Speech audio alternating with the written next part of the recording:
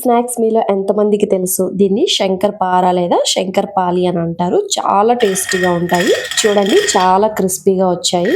శంకర్పార taste అచ్చంగా రావాలి అని అంటే మైదా పిండి చక్కెరతో చేస్తారు. కానీ మనం కొంచెం హెల్దీగా గోధుమ పిండి అలాగే బెల్లంతో చేసాము. చాలా టేస్టీగా కుదిరాయి.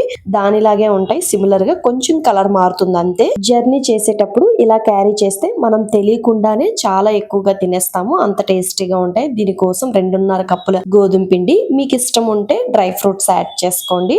అలాగే ఒక స్పూన్ లేదా 2 స్పూన్ల నెయ్యిని కూడా యాడ్ చేసుకొని ఫస్ట్ ఈ మిశ్రమాన్ని మొత్తం ఒకసారి ఇలా కలుపుకోండి. ఆ తర్వాత 2.5 కప్పులకి 1/2 కప్పు మాత్రమే బొంబాయి రవ్వని యాడ్ చేసుకోండి. యాడ్ చేసుకున్నాక వాటిని కూడా ఒకసారి ఇలా అయితే కలుపుకోండి.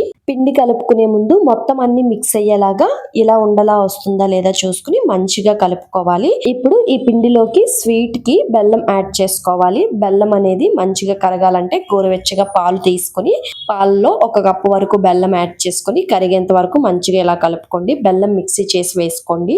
ఆ తర్వాత కొంచెం కొంచెంగా వేసుకుంటూ పిండిని మొత్తాన్ని కలుపుకోవాలి.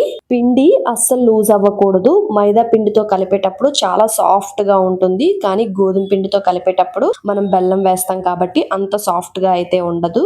ఈ విధంగా కన్సిస్టెన్సీ వచ్చాక మూత పెట్టి ఒక 15 మినిట్స్ అలా వదిలేయండి. చూసారా ఈ విధంగా మొత్తం మంచిగా కలిసిపోవాలి.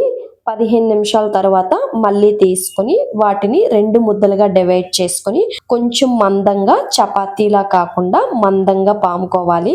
చపాతీ వేసుకుని ఒకదానిపైన ఒకటి 3 లేయర్స్ వేస్తే ఎంత మందంగా ఉంటుందో అంత మందంగా పాముకోవాలి. సైడ్స్ నైతే మొత్తం రిమూవ్ చేసుకోండి. రిమూవ్ చేసుకున్నాక ఈవెన్ గా కట్ చేసుకోవడానికి బాగుంటుంది. ఇలా సైడ్స్ రిమూవ్ చేసుకున్నాక నేను ఇప్పుడు ఈ వీడియోలో చూపిస్తున్న విధంగా అంతంత సైజ్ అయితే కట్ చేసుకోండి. సైడ్స్ తీసేసాం కదా, దాన్ని కూడా మళ్ళీ రౌండ్ గా ముద్దలా చేసుకుని ఇలా మళ్ళీ చేసుకుని మళ్ళీ వాటిని కట్ చేసేసుకొని మొత్తం అన్ని ఒక పక్కనైతే పెట్టుకోండి.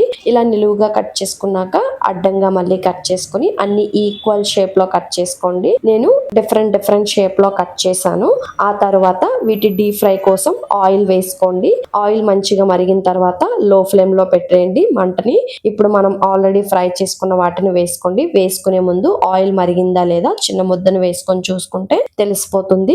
ఇప్పుడు కొంచెం కొంచెంగా వేసుకుని మంటను మీడియం ఫ్లేమ్ లో పెట్టి అటు ఇటు తిప్పుకుంటూ ఫ్రై చేసుకుంటే ఈవెన్ గా ఫ్రై అవుతాయి. ఈ శంకర్పాలి అనేది ఈవెన్ గా ఫ్రై అయ్యేంత వరకు ఫ్రై చేసుకోవాలి. కలర్ అనేది నేను ఇప్పుడు ఈ వీడియోలో చూపిస్తున్నట్టు మారిన తర్వాత మాత్రమే తీసుకోవాలి. అప్పుడే మంచిగా లోపల ఫ్రై అయ్యి క్రిస్పీగా వస్తాయి శంకర్పాలి అనేది.